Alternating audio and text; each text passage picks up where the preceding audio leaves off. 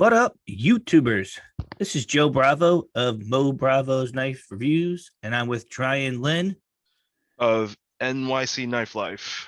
And tonight we are going to do our sixth rendition of the Northeast EDC Podcast. Thank you for joining us. I know it's been a minute. I apologize, but life gets in the way. And damn, if I could tell you, the secondary knife market is slower than dog shit. Oh yeah, definitely. Like I think 3 knives up for sale, and I just kept reposting them, like probably for like past like 2 weeks.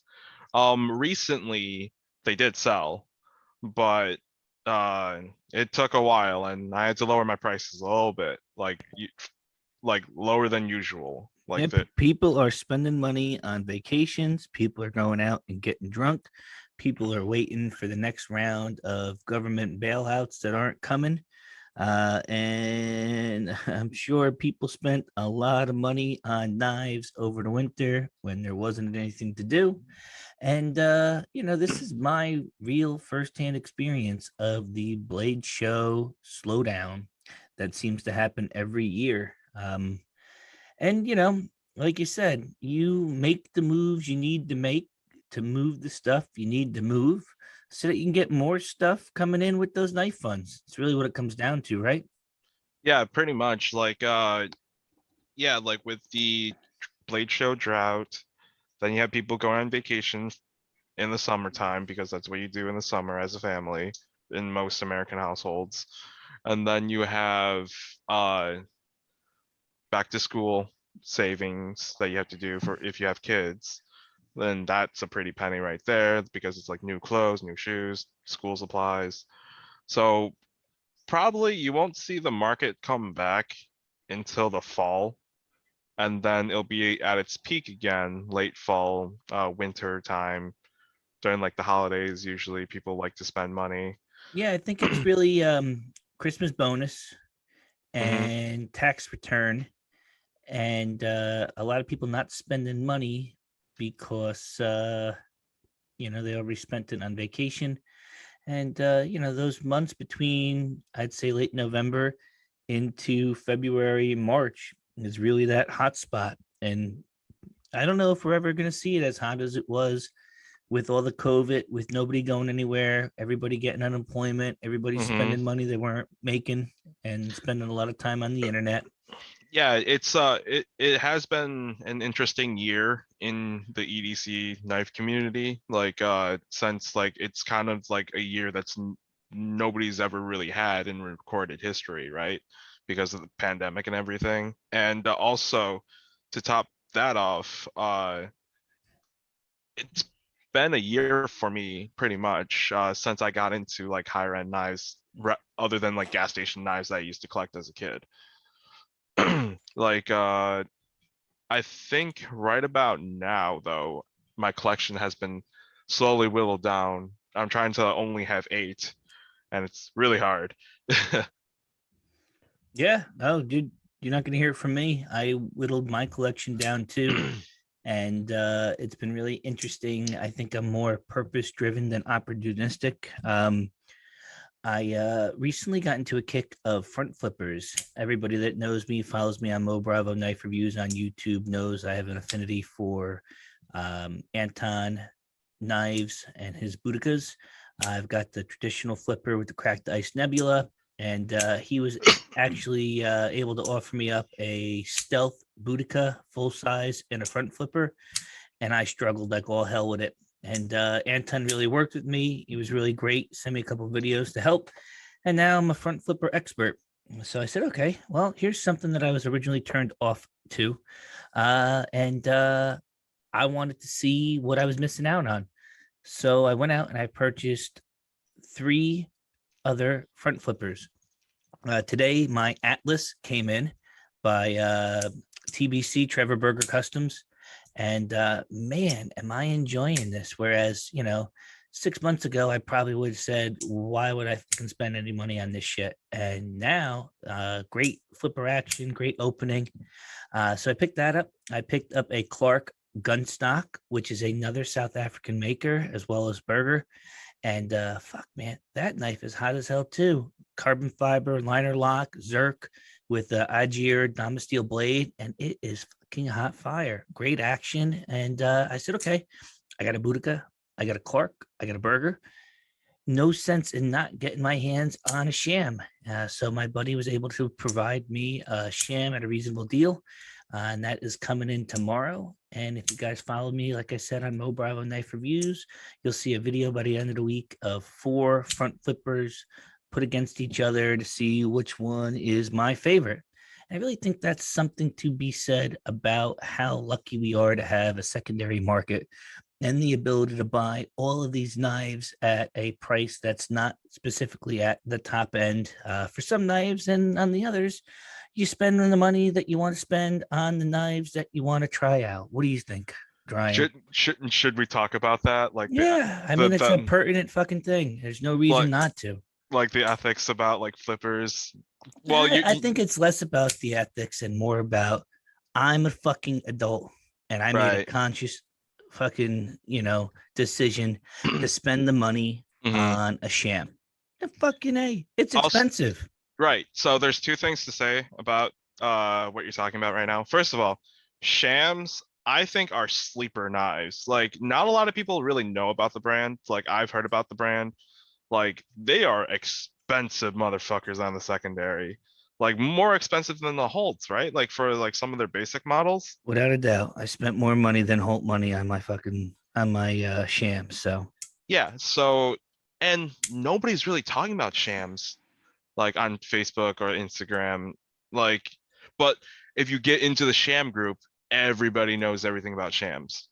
It's that's kind exactly of right. I mean, I got it's a buddy, Francois, who's South African, who mhm. is learning me a whole bunch of shit about Gareth Bull and, you know, uh, just all the different variations of these South African custom knife makers that I'd never know if it wasn't for these people in the Bull group and the Sham group, and the Killer Knives, and my buddy Brandon, my buddy Kyle. You guys all listen to it. Thank you. But without people like that telling you what kind of knife makers you've never heard of are worth checking out, you never understand what exactly it is you have or you're missing out on. And it's really great that when people are done with the knife, they put it up for sale so that you could buy it. Because guess what? There's only a certain amount of freaking knives coming over from South Africa that you can get your hands on.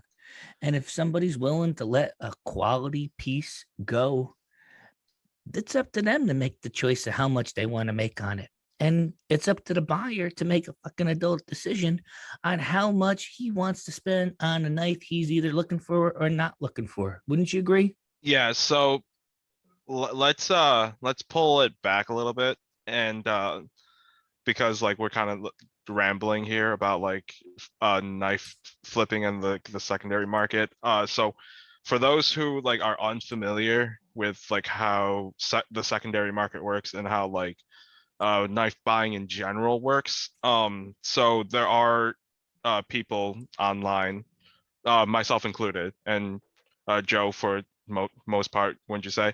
So Yeah. like where we find like hard to find knives or popular knives, and we get them, and then we immediately after checking them out, Joe reviews them on like his Facebook or not Facebook, YouTube channel, and then swaps them out for like other knives, and it's just like a continue rotating door of knives. Me on the other hand, I take photography photo like just photos of them and play with them a little bit, check them out, and post them on my Instagram. And then if they're not keepers, like then I'll either like throw them up for what their secondary value is worth, or just trade bait them for things that I want that I missed out on in the past, or like frogger up to like secondary pricing where I won't be hit as much for like things that I want, like for Holt, for example. And a lot of people just don't understand the math behind um like the whole like money saving that we're trying to do on our end to get knives that we want in the end. So like for example, like Roosevelt's, right? Like a plain Jane Roosevelt retail value $500, right? That's correct, Joe. Like Yes, I sir. don't. So $500. Secondary market for a regular Roosevelt, 3 times that much. I think it's like anywhere between 1,200 to 1,500, and that's ridiculous to a lot of people. Like, who the hell is going to spend more than $1,000? Who's going to spend more than 500? Me. Well, yeah, you, but like a normal person, right? I So bought a Roosevelt for $1,600. yeah, And you know what? I sold that Roosevelt for $1,600. yeah, most people don't have that kind of cash laying around for knives, and that's why most people won't ever get to experience higher end knives like Roosevelt's, because of just the secondary market that it's established itself within the community. But So you could say that about anything. So it's not a mhm, higher end knife. It's a no, $500 knife. yeah, Because I spent $1,500 on a $500 knife doesn't change the fact that the material of construction that made the knife changed because I decided to spend $1,000 more than the knife was from the yeah, factory. exactly. And the guy But that I bought it from, he didn't get it from the from Roosevelt. He got it secondary. So if he bought the knife and he put it up for a price, and the price that he put it up was more than what he paid for it, and I decided I'm willing to pay that much for that knife, and I did. What the fuck? That's my prerogative and his prerogative. Wouldn't you agree? oh yeah, definitely. Like I mean, like if you're an adult, you make adult decisions with your adult money. Like that's the end. Uh, at the end of the day, that's what it is. You know, I mean, like some people, like I understand both ends of the spectrum, right? Because like the ethics behind it, it's like, why would you get a hard to find knife that everybody wants if you don't plan on keeping it? But at the same time, I want a different hard to find knife that I know will be like that people will try to trade me if I have this newer hard to find knife. It increases my chance of getting another hard to find knife that I want. Well, it's like you won the Holt Lotto Yeah, or the Roosevelt Lotto. yeah. Like So let me ask you: you're gonna get a Roosevelt, right? yeah, I'm keeping that. Well, you say that now, man, but what if somebody offered you something like a We the People CRK? You've been on this channel begging for a We the People CRK. Right. You get a Roosevelt, and somebody Mhm. says, "Hey, I want to get a We the People CRK, and I'll give you 500 on top of that for your Roosevelt." Now your Roosevelt costs you $500. So if Oh somebody yeah. offered you the That's knife that you wanted, that was your grail, and $500 for the knife you just came out and said it was a keeper, what would you do? right. Honestly, yeah, like if right, so everything has a price is my philosophy, right? Oh So yeah, even though you say knives are keepers, everything has a price. without a doubt. So I mean, if you do the math, right? So if they put $500 on top plus a We the People, so basically you're getting a free We the People. That's exactly right. So I mean, yeah, like if that trade offer were to ever happen, I just instantly do that in a heartbeat, because Now, at the end of the day, there's going to be other chances at lottos for Roosevelts. There might not be another reprint of that particular graphic, We the People CRK. mhm. And I mean, that knife's been out for, I want to say like half a decade. Don't roast me, but like I don't know like when We the People came out, but like I want to say like 5 years. I could be wrong, but it's been out for a while, and I don't see them like making that particular graphic ever again, or at least like probably move on to a different patriotic graphic. And that being said, with my luck, they'll like, since I got one in the trade, we'll talk about that later. But like with my luck, they'll probably just like print out like a Magna Cut We the People 31 in the Yeah, future. and if they do, they do. And just like you said, you Hmm. make an adult decision to take a knife that you said it's going to be a keeper. Now you've never handled a Roosevelt, but now all of a Oh. sudden you win a lottery, and all of a sudden it's going to be a keeper because the hype around the knife that's Mm. $1,500 on the secondary has gotten you, and you think that before you even buy a $500 knife, it's going to be a keeper. And then So tomorrow somebody be like, "Yo, I got a burnished, anode, feathered, mirrored Holt. right. Trade you for the Roosevelt." And I, you say, "I'll make the decision at that time. And if I want to, then okay, now I got a $1,500 knife on the secondary for $500. Good for me, right? I made the yeah. decision. I was in the position to capitalize on that opportunity, fine. But I will tell you, as somebody that's been on the shit end of a receiving deal on a trade, that's risk. That is a risk. You have a paw incoming, don't you? Yes. Okay, so now this paw is not in like new condition, correct? No, it's got a mark on the blade. So I would say like a B plus. Well, no, not Reddit terms B plus. No fucking way. Not Reddit term. C minus. I'd say C plus or B minus at best, if you said at best. But if you have some marks Yeah. on it, like snails, Mhm. and like I said, people that want a specific knife don't care sometimes about the condition it's in, as long as it's not in shit condition, because that knife means something to them and they want it. And you have Oh yeah. every right to list it at what you want. Like anybody in a capitalistic market, if it doesn't sell, you have the ability to lower the price or trade it for something that might be equal or lesser value, that you then have the ability to trade or sell to a different group of audience that might find what you have more desirable or less desirable. Correct? Yes, sir. Okay. So, you know, people could be upset that you went and bought a knife that they might have wanted, but like, don't get upset because you didn't know that there was a drop, or that you didn't know that there was this cool knife, or that you didn't know I should follow the Instagram, or that you didn't sign up for the newsletter, or that you weren't in a position to capitalize, or you weren't saying to your girlfriend or to your wife, hey, I'm not going to sit down and watch TV because I'm going to wait for this drop to come so I can get this knife. Mm-hmm. You're at the bar having a beer. You were playing with your kid. You were at work. Guess what?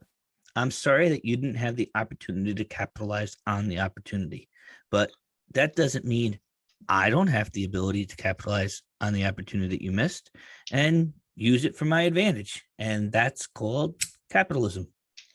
Well, like that's the thing too. Like if you want a knife hard enough, right? If you want something like that, it shakes the very foundation of your core, right? Like, and so my first introduction to like knife drops was like the Vero drops, right?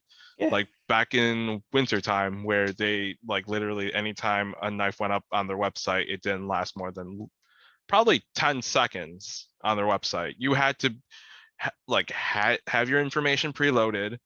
You had to have your account logged into. You had to have like all your like Apple Pay set up and everything like that. And if you didn't do any of these precautionary methods, you were most likely not getting a Vero knife on drop for retail. And that's why the secondary market was so high on those. So if you want something bad enough, if a person wants to pay retail bad enough, then you need to make the necessary sacrifices and the commitment to be in on those drops. Like the PDW waves that I got, right? And we'll talk about those later in more detail. But in that drop, I sat on the Prometheus Design Works website on the large Inkosi wave page for 45 minutes after the first initial drop, which like I didn't even know it was happening that day. So I was like, shit, I missed out. And then I went on the CRK VST page just to see like who's selling and shit, just to be nosy. And then I see a little comment saying there's gonna be a second drop today. Like after the first drop, there's gonna be a second drop. And I was like, okay, so the first drop was at like 3 p.m. And if they're like I have no idea like what PDW like does. Like I don't know if they're like a retail store or just like an online store, but I was just saying, well, they're a business. They probably close out at 5. They're West Coast, so they're probably going to drop another one within the next 2 or 3 hours. So me just sitting on the internet in front of my computer, again, commitment, right? So I just kept refreshing for 45 minutes, and lo and behold, like at like 5:15, the little bear logo, out of stock logo, went away, and the add to cart button was there. So I immediately added it to cart. All my info was preloaded, hit checkout, and I got the large wave that went back because I got greedy and just out of curiosity to see if anything else was sold out, saw that the small wave was in stock and bought that too. So it's possible to get in on drops that you really want, but you need to want it. And I always tell this to everybody who asks me about how do you get all these like amazing drops?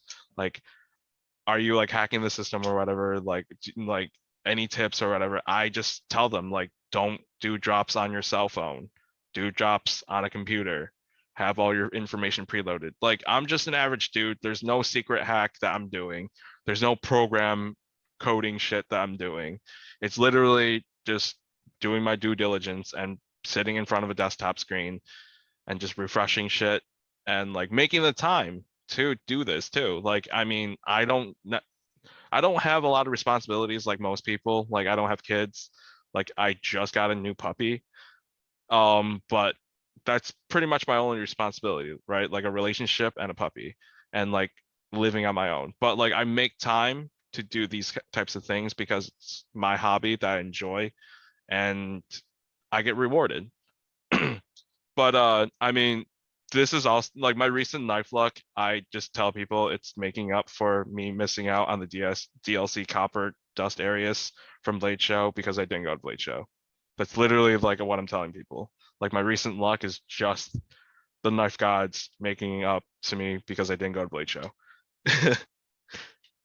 No, makes sense to me, man. It really does. And I'll tell you what, I spent about a month trying to get a production sigil back in January. And I actually had to hire a person, a proxy, to go to a retail store and purchase 2 brand new sigils from a retail store in Oklahoma. That's how bad I wanted the sigil. I got the sigil. I didn't care for the sigil. I sold the sigil. And I realized that the Monroe sigil was coming out. And I went to their website and saw that they had an Instagram page and messaged them and said, hey, when do you guys plan to do another drop? And the woman said, in about a half hour. Do you think I went outside to walk the dog in that half hour? Hell no. Do you think I went and played with my son for that half hour? No, you like planted your ass in front of the computer and hit F5 for a half hour until it popped up. And guess what I got? the knife that you wanted. Fuck yeah. But let me ask you this real quick. You ever buy anything on StubHub? Yes. All right. So fuck those people too. All right. I'm going to spend 10 grand for 3 or 4 seats at Yankee Stadium. And now I want to try and make a buck back because you only wanted to spend $150 to get my seats. Oh, fuck you. I paid 10 grand that I had to lay out for the ability to make $25 on your ass. Go fuck yourself. I'm putting the money out. I have the ability to tell you what I want you to pay if you want to sit in my seats. Same thing with you ever get fucking concert tickets the day of the concert gets released? Oh yeah, like literally like with the pandemic ending and like Broadway like opening up in New York City, those fucking ticket prices are insane. Like my girlfriend, like she loves Broadway and she's like going to see like most of them since we live here. But like those tickets are already like up on like flipper markets for like triple the price. Wow. I'm looking at it right now. There's USA Made Blade, right? You know, USA Made Blade? Yes. They're auctioning off mini Arius. Oh yeah, like mini Arius is right. What was the retail on them? Like 1,200, right? I think so, yeah, something like that. On the secondary market right now, 2,500. Some dude was trying to like sell it for $5,000 and got completely roasted. Blown up. But hey, he shot his shot. Right, and like if somebody had deep enough pockets and really wanted it that bad, he would have got that $5,000. Hey, it's $1,250 right now, so it's been up for 4 minutes. It's $1,250. There was a dude on the CRK page who put up a PDW wave before this recent drop for 1,800, and he got roasted, but it sold. Yeah, right. And you know what you have listed doesn't necessarily mean the price went for that. Mm-hmm. It's up to the buyer, and it's up to the seller. And the only person who's got the ability to determine what that knife is going to go to next is the guy who's got it in his hand Exactly. and the person with the money to get it from, you know? Exactly. And such is life. But all right, I think that was a really good topic to touch upon. I really think that that was good. Let's transition over to the drops, though. Okay, yeah. I found out that Journey Tool Company is going to be having a drop on Friday. They are going to be releasing, I think, 50 of their tools, their driver tools. So that's exciting. I managed to pick up a driver this week, a used one from Kerr, and he doesn't really make a lot. You know, did I ever tell you about every week I get a message on where my tray came from? And every week I got to send people to an Instagram page that hasn't been updated since February of 2021. Yeah. I mean, it sucks, but fuck, I love my tray. I wish I wish I had the ability to make that tray and sell it because fuck, everybody loves that tray. So what other things are coming back in stock? Just the tray or Nothing. I haven't seen anything get updated since February. He might be done. I mean, I have no idea. If anybody wants to reach out to Austin and let us know what's going on, but he lives down in Pensacola. I know he got hit hard when the storms last year came through. I don't know what he's done to revisit that, but I fucking love my tray. It's great. It makes every knife look good, doesn't it? Oh yeah, it does. So So did you get that like on a drop or like just no, randomly? I messaged Austin. I saw Uh, that he had a couple things up. I missed it. He had a couple of boards left, and I messaged him. And I said, "Yeah, I got these two boards left. Which one do you want?" And I told him, and I paid for it. He sent it, and no lie, I should go back and look when I sent him the money. I mhm, bet you all the tea in China. It's like the week before his last fucking message on Instagram. that's crazy. Yeah, I mean it is crazy because I've sent people to there in March to like, yo, hit this guy up. He's got him, and they're like, yo, he never responded to me, and I was like, oh, okay, because I used to give him a lot of shout out in my knife reviews and stuff because I love that tray. It's great, Oh and yeah, people do ask you a lot about that tray. constantly everybody wants that tray. So what else? Should we talk about the Monkey's Edge frag that's supposed to be dropping sometime soon? That actually dropped earlier Did today, it today? like You two didn't let hours me know? ago.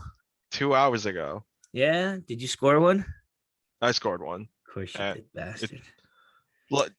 and it's already traded. Did you? What are you getting for it? Well, a dude reached out to me, and I traded it for in Pinda. I hope I'm pronouncing it correctly.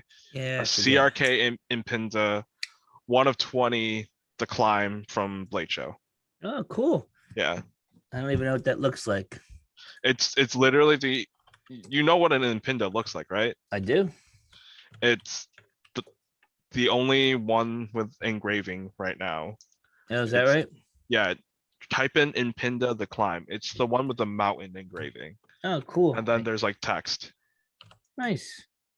It's S35VN Stonewash, and I just want to check those out. Like I've been meaning to get like an Impinda, but like I just didn't like the whole plain look, and I saw these like that were showcased at Blade Show, and I was like, wow, those are pretty cool. So I'm glad to check it out and see if I like it or not. It's a slip joint, so it's going to be my first slip joint ever.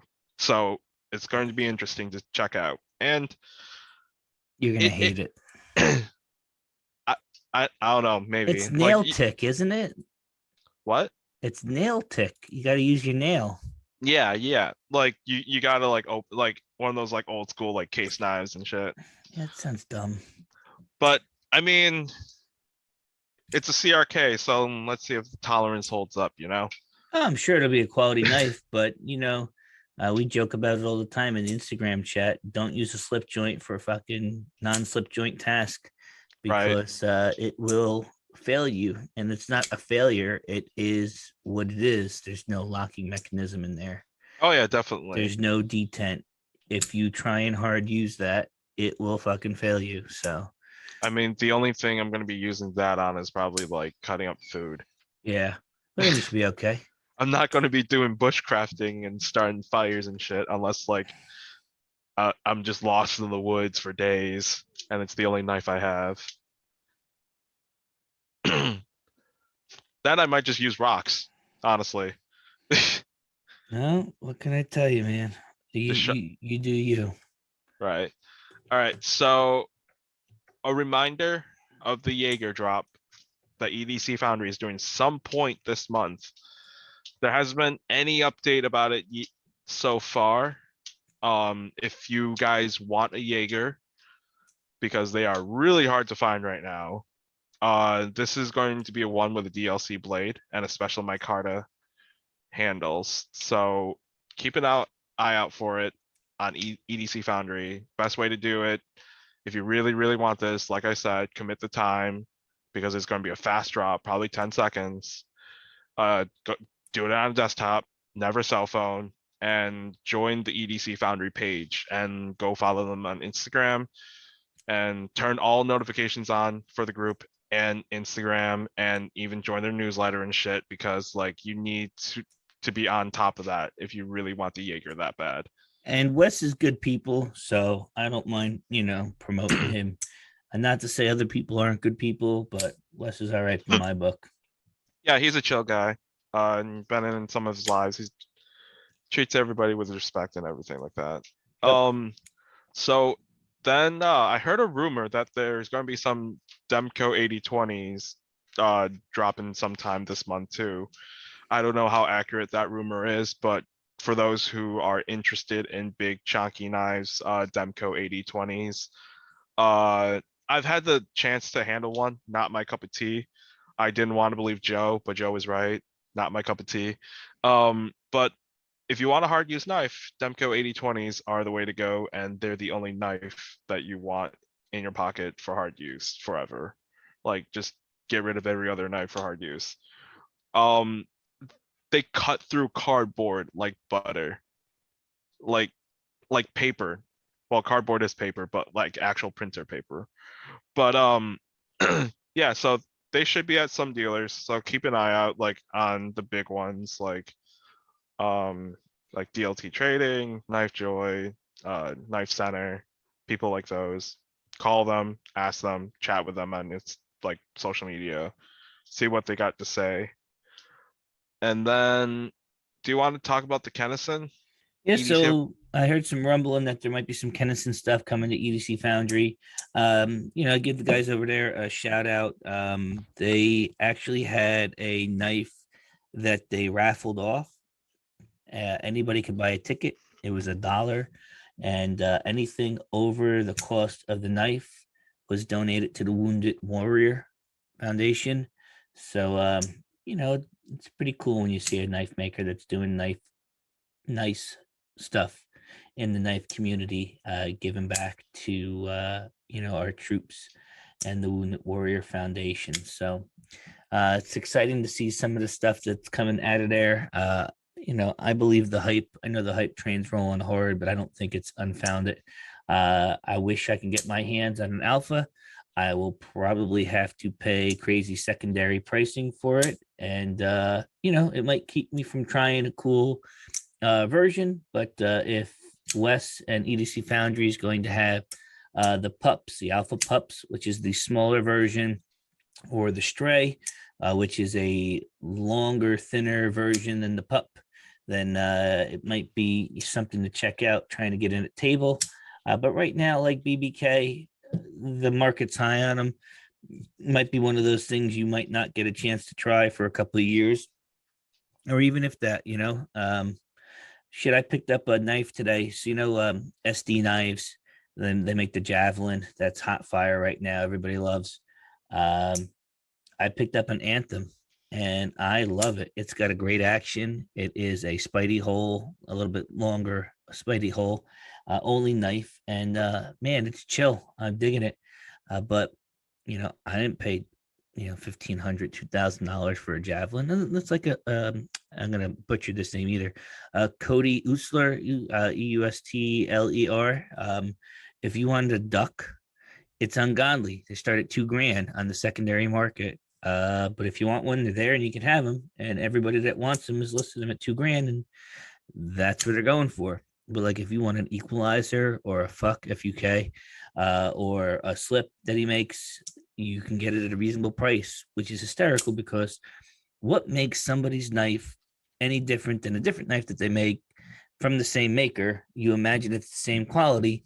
Yeah, the design could be a little bit different, but going from a guy, there's a guy in the chat that can't sell his knife for more than $400, yet that same maker is making another knife that is $500 or $1,000, and it's going for $2,000 on the secondary. So it's just amazing sometimes how that works out, where like the BBK 5 years from now might be overlooked like some other knives are right now that were hot 5 years ago. Like Robert Carter, his stuff 3-4 years ago was hot fire, and his hype has slowed down. He makes a quality product still, but I don't think it's at the level it was at 3 years ago when people couldn't, like a Norseman. A Norseman back in the day was going for Rask and Spectre pricing. You know that, right? Yeah. And now you can find a Norseman mint condition. $600. Yeah. I mean, it's unbelievable how fast the tide turns on the secondary market. And it's amazing how that same maker is making a different quality knife in limited production at the moment. And that knife from the same maker is commanding $1,000 almost secondary over what the price was table. And 5 years from now, you can get a Rask $600, and it's no different than what it was when it was released originally. It's just that everybody that wanted one tried one and said, yeah, it's a great knife, but I'm going to sell it and move on to something else, I mean, look at Shiragoras, right? Like Shiragoras are like anywhere between like $500 to like $1,000 knives, like production wise, and then you get into the customs and they're really expensive. But like the secondary market from them is lower than retail. Why is that? It is hysterical sometimes how the cycle goes with some of the stuff from Shiro. Recon 1 dropped all of those F3 NSs with the new detents, and people have a hard time getting rid of them for $800. The thing brand new was 900. What's the difference between getting one from Recon 1 and not? And then you look at the Shirogoro F95 Icebreaker, and that one was like $1,300 brand new retail. I saw a listing today for $1,800, and it'll go for at least 16. And it's just funny about how certain knives command a secondary and certain knives don't, Exactly. It's the same maker. And just so you know, I almost spent $1,800 on a Shirogorov last week. I got weirded out by the deal and bailed on it. And I sick to myself because I'd love that knife that I was going to get. But, it is what it is. I mean, like we always say on this podcast, right? If your gut says no, then bail. Always follow that first instinct. And that's a general rule to apply to like knife buying and trading in these like Facebook groups. If something seems often shady, then it's probably often shady and you should just bail. You know the difference when something's right. When you feel comfortable, doing friends and family, and when you need goods and services. I bought something from somebody I never heard of before. He gave me a price and I gave it to him in goods and services, and he came back and said, hey man, I wanted friends and family. If you wanted goods and services, do 3%. So I split the difference with him, and we both were okay. I was protected with goods and services, and he got half the money because he didn't tell me. You fucking tell somebody. You don't say goods and services, I'm taking advantage of goods and services. If you say friends and family, and I'm not okay with it, then I'll walk away with the deal or pay the 3%. But if you're not telling me and I don't know you and we don't have a good deal together, I hate giving PayPal money, but if I'm the buyer, I take advantage of goods and services all the time as a buyer if I can. If I don't know somebody, if I don't have a vouch, you get a vouch, three, four people vouch for somebody, no problem, friends and family. Somebody that's been in the community for 3, 4 years and is still active selling stuff in the community, typically no problem. But if I don't know you and you don't say friends and family, I'm taking advantage of goods and services, right? Oh, totally. I mean, if that's not explicit in the deal and we agree on a number and I send the number and then you're like, yo, I was supposed to be friends and family. You didn't say it, bro. And I don't, you want to return it. That's fine. You're going to get hit with the fee and I'll get my money because you didn't tell me what you wanted. And I'm okay with that. And I'm okay putting it out if I feel uncomfortable. Oh, for sure. Like, and that's literally it. Like, you have to be like really transparent in dealing with people online when selling and buying and trading knives. Like, because at the end of the day, they're a complete stranger. Like, you don't know them, you don't know how smart they are or how dumb they are. So you need to spell everything out as a consumer, right? So, it's on you as the buyer. Like, when I buy knives, I make sure to ask like all the questions that I want to know, right? Like, what's the condition of the knife? Can I get video? Can I get photo? And then like payment method, and then ask exact total of like what I'm trying to pay, and if they have vouchers, because again, like, I don't want PayPal to profit, so I usually send friends and family when I buy stuff. Uh, but I will send goods and services if like we've never done a deal together and I do feel kind of like apprehensive about the deal. So like, but if the buyer doesn't clarify um that they want to do goods and services, or like you I'm trying to say like both parties have to be on the same page and transparent with each other of what they expect. Otherwise, it's a bad deal. Yeah. When you No, I agree 100%. If it's not clear, I'm taking advantage of it. And if I got to pay on top of that, that's okay too. It's all about if you want the knife, you want to make the deal and being comfortable and yeah, ask the right questions. We preach it, we practice it, and knock on wood, we don't get burned. All right, how about this one? I bought a knife last week from the same guy I bought my sham. Mhm. He sent me the wrong knife. Oh yeah, you told me about that. I was supposed to get a Clark custom gun stock. I got a Best Tech. I was sick. I messaged the guy and he had multiple knives on the listing. Hey, I swapped the box. Guess what? When I ship multiple knives, I write a letter or the first three letters of the knife that's in that box so that before I put the label on it, after I pack it up, I know what's in there Mhm. and I check who's getting it before I put the label on if I box more than one up at the same time. And I've cut a fucking box open just to double check to make sure it doesn't happen. Yeah, honestly, that's also been like a paranoia of mine, and I experienced that this morning where I actually sent out two boxes, right? One was a plain Jane S45VN large and Cosi, and then the other one was an S45VN large and Cosi Wave. And they're both sent to Missouri, like the same state. So it's like, what happens if I accidentally got those packages mixed up? Like, one person would be really happy, the other person will be really mad. So it's always good to double check. I mean, honestly, like, if the seller is like, right, because there's like scams and then there's just honest mistakes. If the seller is like legit and they've never had a problem in the past, it's probably an honest mistake. If the seller has a history of just like bad transactions with people or just like fumbling in knife sales and deals and stuff like that, then like they're probably trying to scam you. And you know what? Before I put this cat on blast, you know what I let him do? Hmm, I let him make it right. exactly. I didn't put him on blast. He said, I'm going to reach out to the guy. He didn't get the knife yet. As soon as he gets the knife, I will send him, $25. I'll get it overnighted. I'm going to refund you the money right now. And when it comes in, you give me the money.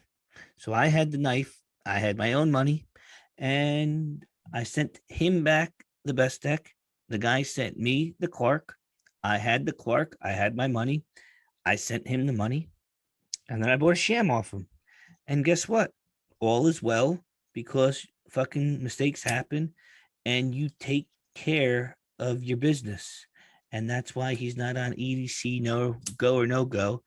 I've seen that a lot where people like to jump the gun before letting the person resolve the issue. Just let the guy resolve the issue. It might take a day, it might take two, but as long as you have a level line of communication, don't put the guy on blast until you give him an opportunity to right his wrong. Right? Do you agree? Oh yeah, for sure. And like, I mean, no offense to anybody like out there really, but like the knife community like loves drama. Like, not to like put anybody in the spotlight or anything like that, but like from what I've seen from my year in the community is just like grown ass men just like bitching and complaining about other grown ass men and like just over dumb shit that you can like literally resolve in private messages that you don't have to get like the whole entire community involved. And this is not like a direct reference to anything, it's just what I've seen the past year.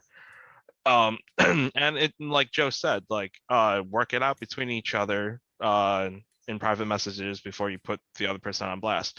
Obviously, if a party isn't responding and they're just straight blocking you and shit, yeah, roast them, put them in the EDC no-go page, like that calls for it. But always try to work things out because you never know like what the other end is going through.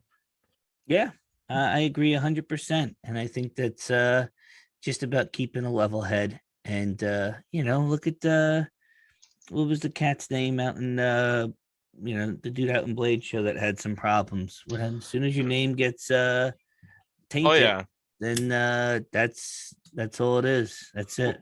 well that's a little different. He went around stealing knives and then tried to claim that he didn't steal I understand, and I'm not them. saying it's not different. I'm just saying nobody wants to have that stigma attached to their name, which is why clearing up the issue before slapping that stigma on somebody, in that obvious example, it was warranted, but on others, it might not be. Like I said, I chose not to blow this guy up. He resolved the issue, and I bought another fucking knife from him. And I will tell you, if the knife don't come to me tomorrow, I'll be real upset. But yeah, that's for something to worry about tomorrow, not today. Oh yeah, definitely. I mean, like there's been like tons of like deals that like I've been burnt on too. Like one time, I'm still friends with this guy too. Like he's a really nice guy. When a long while ago, I I think it was like, shipped a Maximet paramilitary. Oh no, you're talking about the guy in Europe. yeah, like a long while ago, like I made a trade with a dude in Europe, and then like all of a sudden my knives got that I sent out got sent back to me, and then like I had to waste like $100 to like send shit back to him, and that just burned me completely from doing any international sales unless the person is willing to take all the risk. Yeah, And I tell everybody I talk to about that. If you're gonna do a deal international, it's friends and family, and as soon as it hits the post office, I'm done because I can't take any responsibility for customs. I can't take any responsibility for reshippers. I can't take, and if my shit makes it to a reshipper, then that's on you. If you don't trust your reshipper to handle your business, then I'm not responsible for that. definitely. I mean, I sold it to proxies. I've shipped stuff to Canada, but I make it abundantly clear that as soon as it hits the post office or FedEx or whatever, it's on them. And you know, you're willing to take the risk because you want the knife for the right price, then that's on you. Yeah, and like the guy, like when I put up my PDW wave, like the large one up. for trade for like a We the People. Mhm. Some dude in Sweden had a large We the People that's like mint condition and reached out to me and it's like, yo, I'll do that swap right now, today. And then I was like, where you're from, dude? And he's like, Sweden. And I'm like, nah, Mm. because I'm not doing that. And I actually waited a little while and it paid off because like another person in the States had a We the People in mint condition that he traded for. Nope, I hear you. I really do. But hey, look, an icebreaker, Mm, F95 icebreaker, $1,750 listed 1 hour ago. God bless. Oh yeah, and but it's a hot knife, so it'll And get it. and right, so if you want that icebreaker, it's 700 and what, $50. So if you want that icebreaker to even get up to the retail price, Mm. you, like you need to spend a pretty penny. So do you want to get a hard to find $500 knife and then like flip it for like $1,000? So then that creates a little buffer space for you to get the icebreaker if you really want that knife that bad. And that's where the mentality and like some flippers like me like have, where like I will flip a knife to get a different knife that I want. Um so it's not straight profit because it's not profit. Like it's profit to get a knife that you're gonna lose profit on, if that Yep, makes sense. it does. Well, you won't lose profit because if you sell the knife that you eventually acquire, like the Grail, for the actual like secondary price, then you'll get your money back. But still, it's a frog hop, to put in layman's terms, to get to those types of knives if you have limited resources and finances. Yeah, I mean, shit. I bought a Medford from Knife Joy before knowing what the hell a Medford was, and I Mm-hmm. got it in hand, and I couldn't trade it or sell it fast enough. I had a guy who offered me a trade, and it was a Matrix. You know, the Microtech Matrix. It was a mini Matrix Marafione custom, and it had purple. So I went on the Microtech page and typed in purple Matrix, and guess what? Somebody was all about purple Matrix for Microtech. So I made the trade. I got rid of the knife because I didn't want that thing. And I turned around to sell it to a bunch of people that really wanted that knife. And guess what? The guy was happier than a pig in shit to do the deal with me. And sometimes you win, sometimes you lose. Sometimes you buy a knife at retail that you loathe and trade it for a knife that somebody didn't want and hated. And you find the right buyer that wanted to buy the knife. And that son of a bitch was so happy he offered me free cell phone shit. Right, like I mean, a knife is only worth what people are willing to buy it as, right? Like if the whole entire secondary market disappeared overnight, like a ton of people would be happy about it because like they can finally get knives at retail, right? Like a Rosie wouldn't be 3 times what it's worth. Like those hard to find Ariuses wouldn't be twice the price that they are. Like the world would be a happier place, right? But that's not how reality works, and we have to adapt to that. Yeah, without a doubt, you know, without a doubt. You win some, you lose some, you try a knife, you're happy with the knife, you're not happy with the knife. And that'll lead us to our next topic: budget friendly knives for all the poors out there that don't want to spend secondary money on Roosevelts. Do you? Also, by poor, Joe just means people with limited finances. He's not Oh, actually I'm insulting just people. kidding. Come on, you guys know that. And I don't ever use that term in a derogatory sense. Yeah. It's funny that it's thrown around from now and now, but I Hmm. don't use my $900 knives. What the fuck? I'm not an idiot. If I choose to, then it's a keeper and that's my prerogative. But the most times, I used my Roosevelt today to open up a box. Yeah. So what? I used my Spectre the other day to open up a box. Yep. Guess what? That's my prerogative. On knives, I'm not going to keep. I have no problem not using. But when I want to grab a user, I know Dryan's can break my balls over this, but Mm. I grab my $100 paramilitary 2 Maximet steel that I got on the secondary sale. I'll grab my PM2 S30V that I got 5 years ago when they were under $100. I'll grab my Benchmade 940 that has S30V steel. I bought it on Craigslist for $50. It had D2 steel on a limited production. I sent it in, spent $35. They fixed it up, came back with an S30V knife blade, and it's fantastic.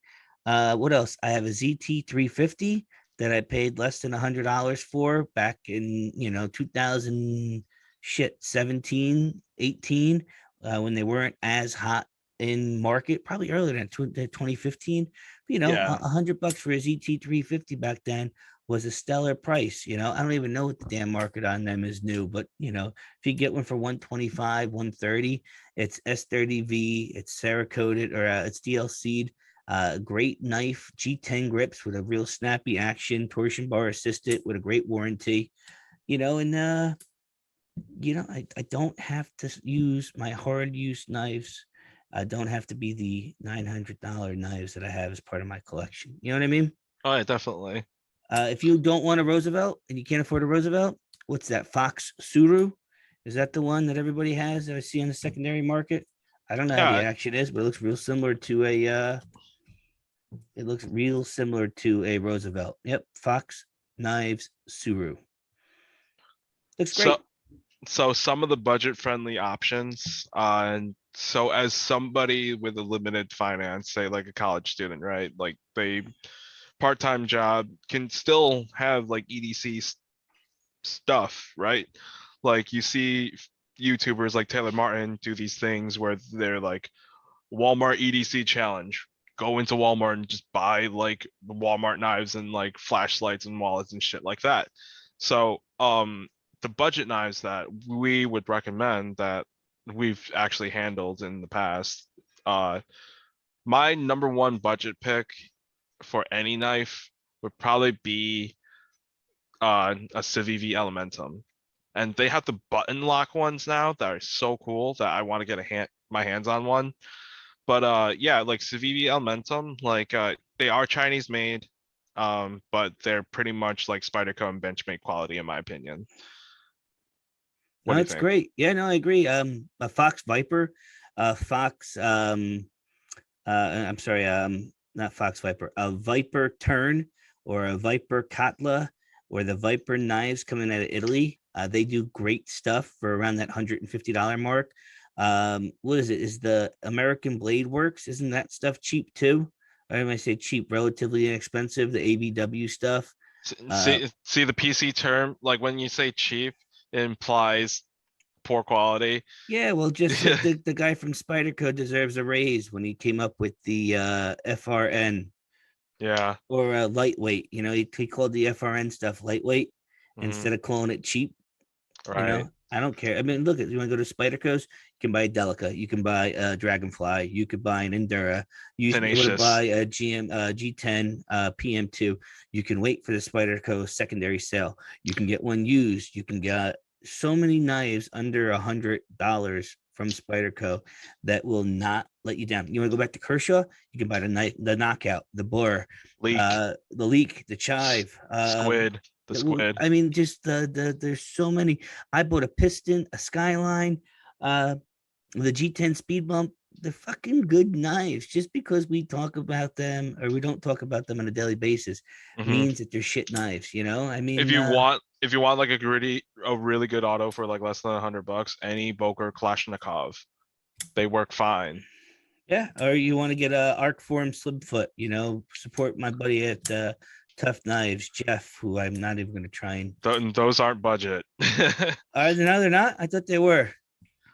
Like anything that's under $100, you're listing like above $100 knives. But I mean, if somebody's again, like you could find like things like a user PM2 for less than $100 online. Smock is 150. Malibu is 200. And okay. Malibus are not budget. I'm At just saying, one point, Malibus were $300. On Like the the secondary, on the because full DLC Malibus for $300. I well, know this because I bought one at $300. okay, I bought a Malibu from PVK with Hmm. Stonewash Blade for $200, $215. Yeah. I mean, and shit. If I can get a Malibu for $185 on the secondary, that's a good deal, you know? I mean, that's a nice quality knife, you know? Just because you don't want to pay the retail, you know, buy one on secondary, call it a day. You know, they're Or out there. like, I mean, yeah, like I mean, back in the fall, right?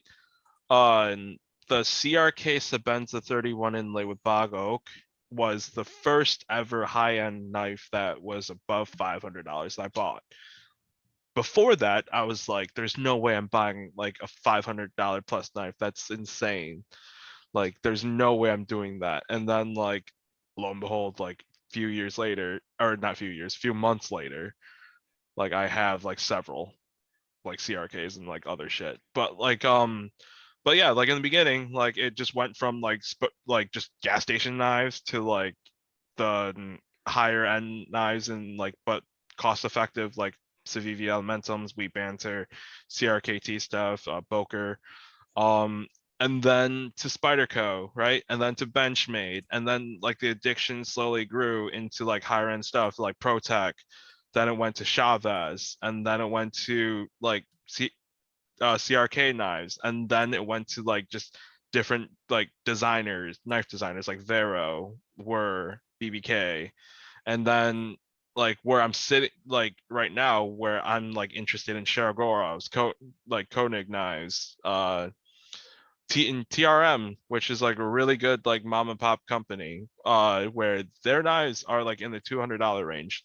Best heat treat around for the $200 mark, in my opinion. Like the neutrons are bug out killers. Like like if you want a thin knife, get a neutron. Like get a neutron or an atom. Atoms are a little bit bigger. But my point is that it doesn't cost like it won't if you want to do EDC stuff and you want to have like some like things in your pockets like have to use as utility stuff or just to show off, you can get them on the cheap end too. Like you just got to do your research, ask around and talk to people, and like most of the time people will point you in the right direction. Yeah, I mean, look at the Rockwell knife that's out there, and you know, trying to think of other stuff that I haven't mentioned that you haven't mentioned, but you know, it's out there. Don't be afraid of knife swap. Don't be afraid of blade forum. Don't be afraid of Facebook. You know, dip your toe in the water, find something that's going to make you happy that you think. And if you don't care for it, then move on to the next one, you know? Right. That's what's really great. That's what's been great about the YouTube channel. That's what's been great about the community. That was what was great with the Vero chat with our friends on Instagram. Right. Uh, It's not VeroChat anymore. They are not associated. yeah, I know, but it'll always be the Vero chat because that's what it started out as. And you know, fuck, that's when we used to trade and buy and sell knives to each other because Hmm. that was a spot for us to do just that, you know. And without Exactly. that, how do you know what a Roosevelt was? You know, how do you know what some of these other knives are? And And being in these like knife chat groups is beneficial because you might not know about like certain drops. Like like one shout out Andrew in the chat, like he let me know about the PDW drops. He let me yeah, know about pen drops. what Like, about Dan let me in on the 57 Arius and I built that hmm, beautiful, beautiful 57 Arius specimen, you know? hmm, I mean, I wouldn't have the opportunity to do that. How exactly. much fun did I have building that fucking thing, you know? Hmm. It was great. It really, really was. And doing something what you love, you know? And you'll never work a day in your life. And I And look really, at that. Wait, oh wait, you already said that. Like USA Made Blade is auctioning off in many areas. I did. I just saw that. I'm glad that you're looking in the Instagram chat that we're both in, and that it's on Hmm. Facebook and it's in the Koenig group. And And like that, right? So what we were just saying, like it's good to have knife chat groups in like social media platforms so that others can inform you of certain things that's going on that you might not be aware of yourself. Like yep, Joe good. Joe and I try our best to like inform you guys about like different drops and stuff, but like the real gold mines where we get our information is just from each other That's and exactly like our right. friends. And you know what I love to do? I love nothing more than when one of my friends is looking for a knife and I could say, yo, I got one for you. Here it is. Or, hey, there's a dude looking for a knife that you got that you're trying to sell. Here it is. Let me hook it up. Yeah, and Joe's done that for me like both ways. Like he's helped me find a knife that I was looking for, the 95T. Made friends with Sean, and now he's in our little chat group and stuff. And like he's a really good dude. Met him in person actually, and then also like Joe's helped me sell a few knives that I didn't want anymore. So it's like full circle. Yeah. I mean, and how many drops did you inform me about because somebody informed you about it? And it's what you do. It's nothing, and my friends, tell me they love to see my opinion on knives. Look at MB Wild. I got this Burger Atlas and he loves it. And I managed to pick one up again for the front flipper video I'm going to be doing. And it's got a sweet action. He put skiffs in his. I might drop some skiffs in there and see if that changes the action, but he loves it. And now he can't wait for me and my interpretation of how I think this knife is. And without somebody like Kramer or Simon or Will telling you, hey, you should check out a burger, I never would have known. Or Kyle and Brad that were telling me to check out the Quark. I didn't know that they were really anything special. So guess what? I run a YouTube channel. I'm a co-host in a knife podcast. I'm in the Vero chat. Hmm. I don't know everything. Do you know everything, Dryan? It's called a NAF chat now. Yeah, It's not the Vero chat. I know. I don't care. They're People gonna are think, gonna roast you about it. okay, sorry. The We Love Knives chat, which Yeah. is nothing to do with we knives, which I don't get, but fine. Right. Right. The superlative we. Uh, Yes. but I mean, it's great. I mean, uh, it's just great. I can't tell you how excited I was after I scored that Marafione microtech sigil to tell everybody in the We Love Knives chat in the Oh, Instagram chats oh yeah, like it's a good feeling to like that get a knife that you've been looking for and then yeah, like just share it with people. that's it. Because now they're gonna be like, "What do you think of it?" And it's like, I don't know. I haven't got it in yet. But when I Check do out get it, I'll tell them. Yeah, check out the YouTube video. check out the YouTube video definitely. Yep.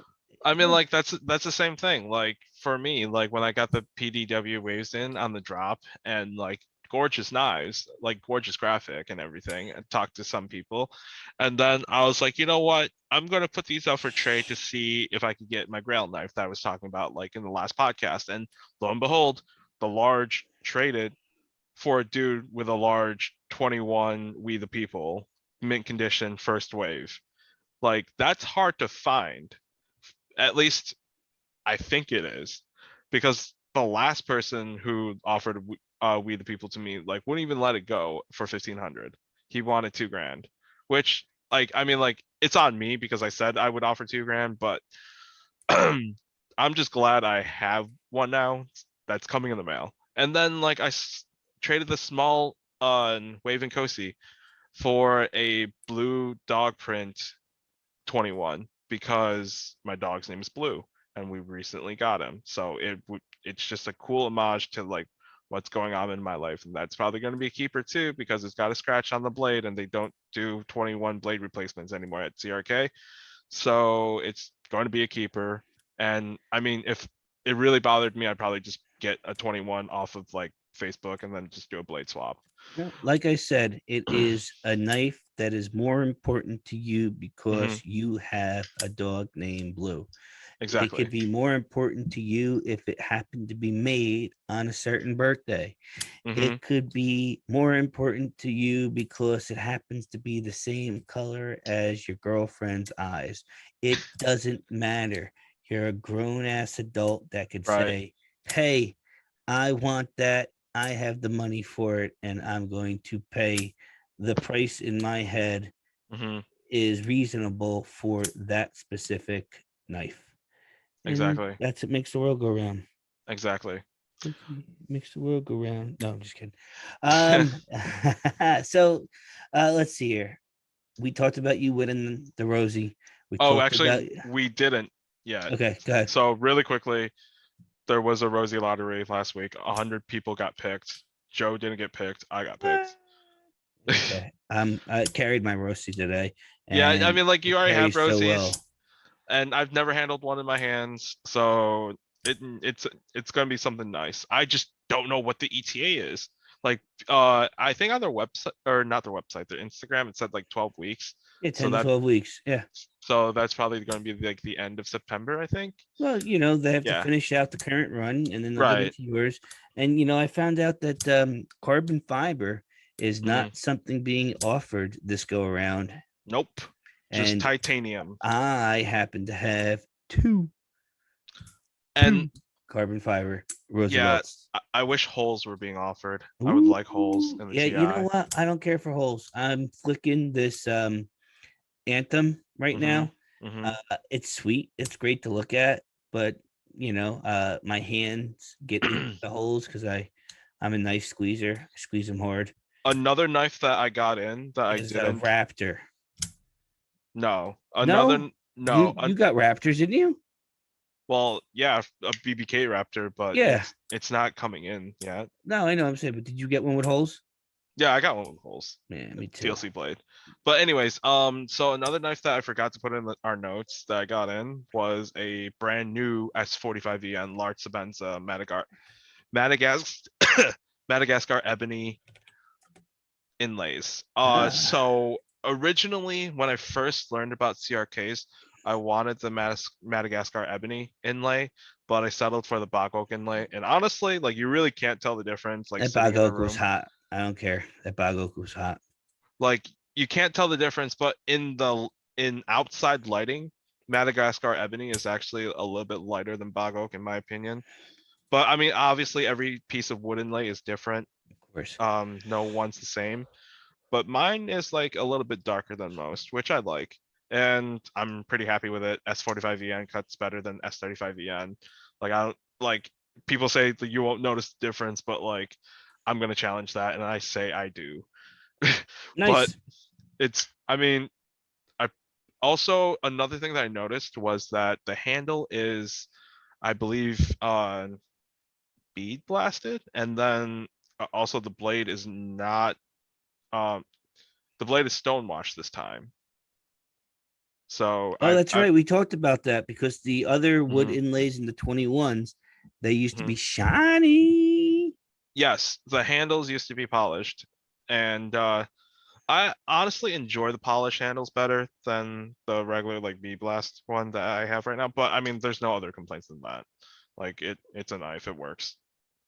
Yeah, no, I mean, uh, I want to get a CRK back in the collection. I don't know which one yet. I don't have a desire to Hmm. have anything in particular, but I think it would be nice to get one. I think they are the best user out there for work. They wouldn't let me down. I had a 31. I used it. It was sharp as hell. It sucked to flick, but that doesn't mean all of them suck to flick. The 21 Bloodwood, I traded to my buddy Nathan, was fucking hot fire. And I was so pissed that I actually sold the knife before I got it in. Don't do that because you don't know if you're going to really love the knife or not. And, I'm a man of my word. I couldn't go back on it, but damn, man, I would have really enjoyed keeping this 21 around. It had the gold thumb stud. It did have the shiny uh fingerprint magnet scales, and Hmm. it was sexy. It really was, and it was well tuned.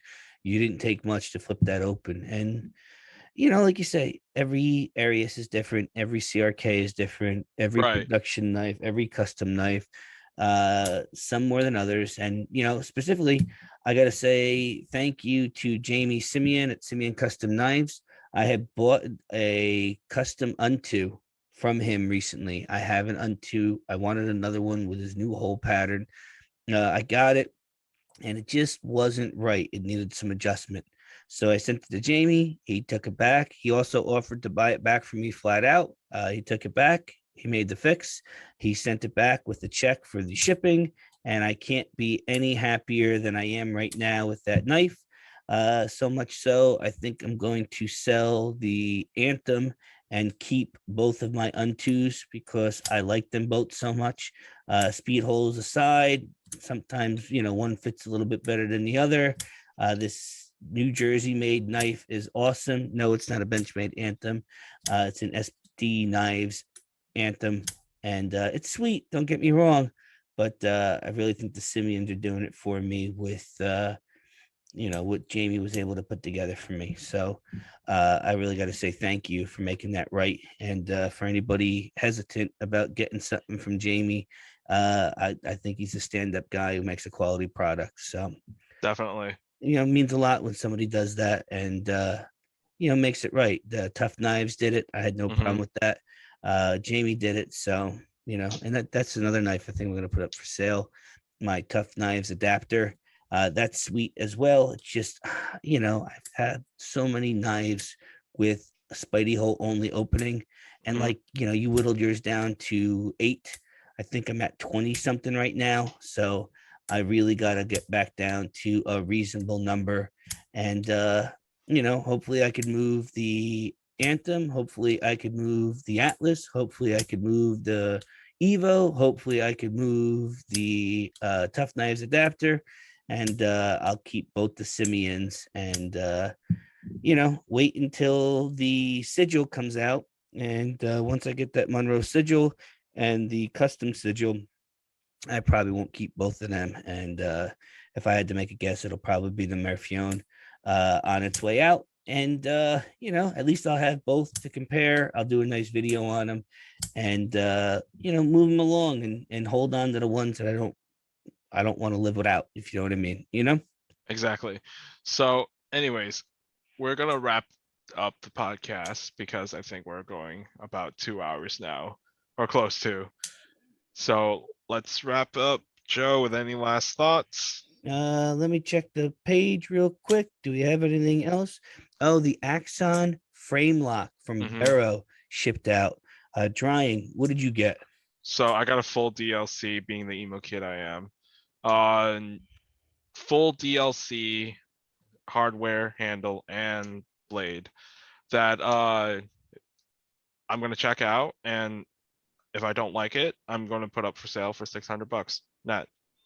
Good for you. I think that is well worth it because that is a hot ass knife.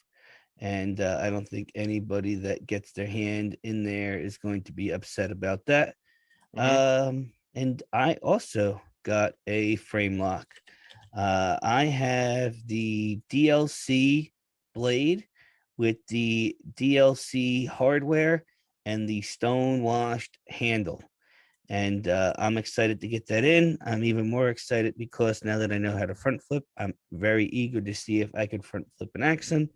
And if I don't care for it, then I'll move it along. And who knows? Maybe I'll trade it for a wave in Kosi. Right. I mean, shit. Who knows? Look, don't laugh. I traded a mini Impulse for that Bloodwood orange, or the Bloodwood orange 21. Yeah. Shit Guess happens. what? Guy didn't want it. I took it, and it was fucking awesome. And now I'm pissing and moaning because I don't have a knife I thought I got a good deal on. So before we leave, what do you guys feel? How do you guys feel actually about the secondary market, the prices of secondary knives, how people flip knives? Just give us your thoughts in the comment section. Comment if you like to hear more content like this, or if you don't, make sure you hit the like button if you like this current episode and like us or whatever. Hit the dislike button if you don't like our content, wish us to stop doing podcasts. Leave a comment going boo or something. I don't know. Yep. Or if you do like it, you should visit my buddy's Instagram. Brad has an Instagram page called Knives on the Secondary. And what he's trying to do is to provide a community that is listing their knives on Instagram, that if you tag him in the post or send him a link to the post, he will then reshare that post. So everybody that follows Brad will be notified of a knife that, is up for grabs. Right now, somebody's got a Balasan, somebody else has a Neon, somebody else here, DM if interested. Gen 3 area style 55 in excellent condition. Holy shit, look at that. First ever custom Canadian CRK Impinda exclusive, one of 20 made, 1,000 shipped and insured, or best offer. I shit you not. Mm-hmm. So, knives you might not know are out there are now available. And how else would you know unless you went to somebody like, Knives on the Secondary? So I'm going to link this in the comment to see if you wanted to use Instagram as your platform to buy and sell knives on the Secondary. Have at it. Definitely. I mean, how do you know unless you know? And if you don't know, now you know. Definitely. Um, so anyways, we're gonna sign off now. You can find me on Instagram at NYC Knife Life and Joe. At Watson and the Shark on Instagram, Mo Bravo Knife Reviews, which is where you're going to be listening to this, Mm-hmm. and running around on Facebook on Everyday Blades or Killer Customs or any of the other pages that you see me pop up on. So you guys have a great week. Thanks for listening. It's Take 10 care. o'clock on Tuesday, and I am so tired. yeah, well, you better stay awake because somebody somewhere is going to be selling dropped CRK you're gonna get your fucking hands on. I can't wait to hear about. They fucking find you. I don't know how you do it. God bless. Yeah, definitely. All right, take care. Later.